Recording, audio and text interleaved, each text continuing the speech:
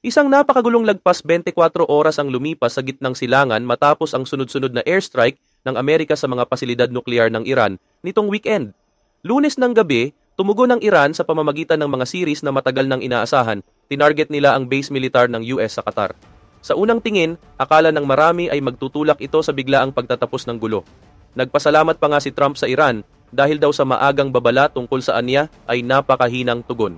At di nagtagal, inanunsyo niyang nagkasundo na raw ang Israel at Iran sa isang kumpleto at ganap na tigil putukan.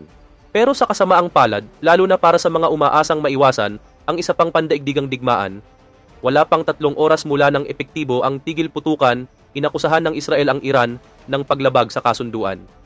Mariin naman itong itinanggi ng Iran at bilang tugon, nagbabala si Israeli Defense Minister Israel Katz na re-resback ang Israel ng buong puwersa.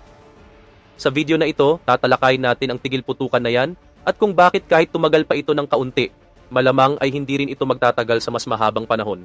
Ngayon, para maintindihan kung bakit tila imposible ang matagalang tigil putukan, kailangan nating balikan ang nakaraan. Simula nang bawiin ni Trump ang US mula sa nuclear deal na nilagdaan noong panahon ni Obama noong 2018, nanatiling tensyonado pero tila balanse ang sitwasyon sa pagitan ng Iran at mga kalaban nito sa kanluran. May sapat na kakayahan sa pananakot ang magkabilang panig. May matinding lakas militar ang Israel at Amerika, kasama na ang mga nuclear weapon. Pero may 3 paraan naman ang Iran para hadlangan ang direktang pag-atake laban dito. Una, mayroon ding sariling arsenal ang Iran ng mga missile, kabilang na ang long-range ballistic missiles na kayang umabot sa Israel at mga base militar ng Amerika sa rehiyon. Pangalawa, may malawak na network ng mga proxy forces ang Iran sa gitnang silangan. Kabilang dito ang Hamas at Hezbollah na nasa mismong mga hangganan ng Israel. Pangatlo, may lumalago ring nuclear program ang Iran. Meron itong tinatayang 400 kilo ng uranium na enriched hanggang 60%, malayo sa limitasyon para sa paggamit na pang-enerhiya lang.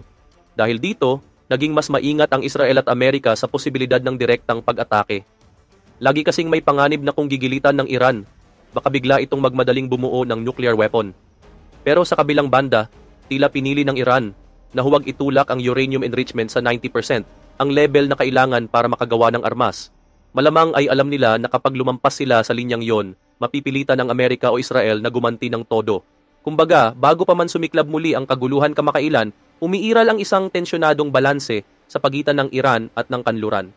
Pareho silang may sapat na panakot o kakayahang manakit sa isa't isa, kaya walang gustong tumulak sa ganap na gera. Pero ngayon, mukhang tapos na ang yugto ng balanseng iyon. Sa totoo lang, halos wala ng leverage ang Iran.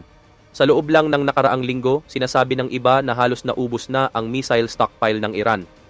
At kung pagbabasehan ang mga sagupaan, tila hawak na ng Israel ang lamang, dahil na rin sa kanilang makapangyarihang depensa tulad ng Iron Dome. Bukod pa rito, malaki na rin ang naabot ng Israel sa pagpapahina sa mga proxy forces ng Iran, lalo na ang Hamas at Hezbollah.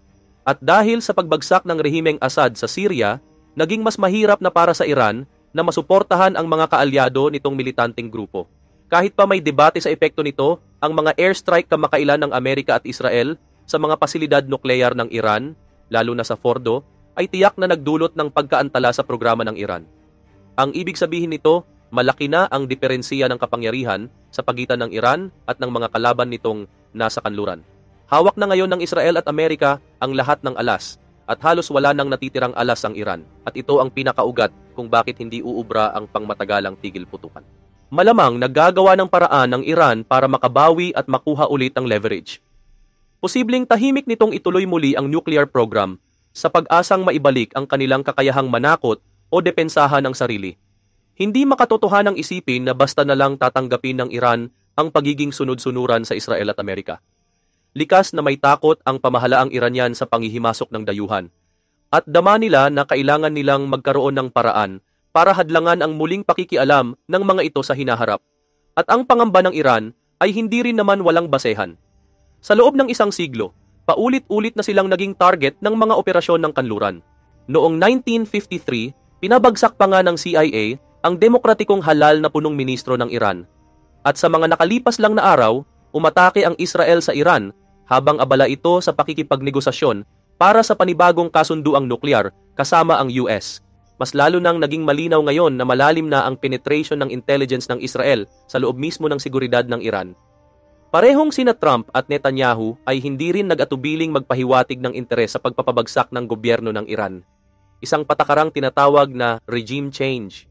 At kung lantaran ng pinag-uusapan ng mga kalaban mo ang pagbagsak ng iyong pamahalaan, natural lang na gusto mong magkaroon ng kahit anong uri ng panangga, isang matinding forma ng pananakot o deterrent. Ngayon, umaasa ang Israel at Estados Unidos na sapat na ang pinsalang nagawa nila sa nuclear program ng Iran para kumbinsihin itong tigilan na ang paghabol sa armas nuklear. Pero gaya ng ipinaliwanag na namin sa nakaraang video, hindi pa rin malinaw kung gaano nga ba kaepektibo ang mga airstrike.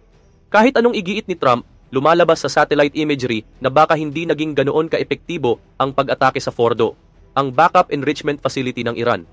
Ayon pa sa datos mula sa Polymarket, bumagsak mula 80% pababa sa 28% ang posibilidad na ganap na nasira ang pasilidad na iyon matapos ang mga unang ulat.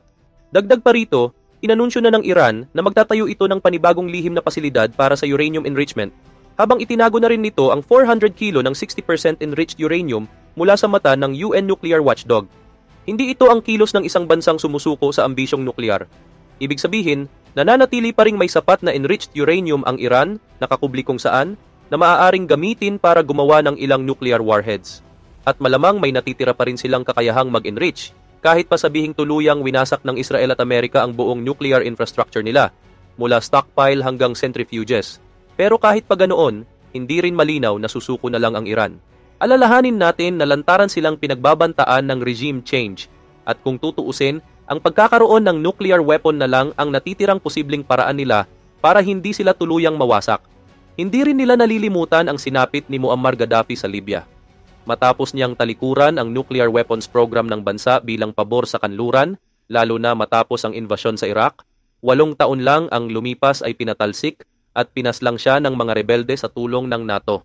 Kaya ang tanong, ano ang susunod na mangyayari? Ayon kay pangalawang pangulo na si J.D. Vance, kung muling itatayo ng Iran ang kanilang nuclear program, sasalubungin sila ng buong puwersa ng militar ng Amerika. Pero kung hindi naman kayang pasukuin ng bomba ang Iran at itutuloy pa rin nito ang ambisyong nuklear, parang mapipilitan ng US at Israel na paulit-ulit na bombahin ang Iran sa tuwing magtatayo ito ng bagong pasilidad. Magiging isang mapanganib na laro ito, isang nuclear whack-a-mole kung saan bawat bagong pagtatangka ng Iran ay sasabayan ng sunod-sunod na pag-atake ng Israel at Amerika. Pero malinaw na ang paulit-ulit na pambobomba sa Iran ay hindi isang pangmatagalang solusyon. Bukod sa magastos at mapanganib, ito rin mismo ang klase ng estratehiya na nagtutulak sa US na mabaon sa panibagong forever war sa gitnang silangan. Sa huli, ang gusto lang naming ipunto ay ito. Mula't simula, hindi talaga magiging matatag ang tigil putukan na ito o ang bagong estado ng relasyon sa pagitan ng Iran at ng Israel o Amerika. Ang dahilan kung bakit nagtagal ang tensyon pero walang tuluyang digmaan mula 2018 hanggang 2024 ay dahil pareho silang may sapat na leverage sa isa't isa. Ngayon, wala na ang balanse na yon. Ibig sabihin, maliban na lang kung magagawang kumbinsihin ng US at Israel ang Iran na hindi ito kailangang mangamba sa panghihimasok ng dayuhan, which ay mukhang imposibleng mangyari lalo na at lantaran ang usapin ng regime change. O mapaniwala silang wala ng saysay ang pagpapatuloy ng kanilang nuclear program, which ay malabo rin kung pagbabatayan ang hindi ganap na tagumpay ng mga kamakailang airstrike, mananatiling magulo at marupok ang relasyon. At sa huli, ito ang dahilan kung bakit ang panibagong nuclear deal pa rin ang may pinakamalaking tsansa para sa isang pangmatagalang katahimikan.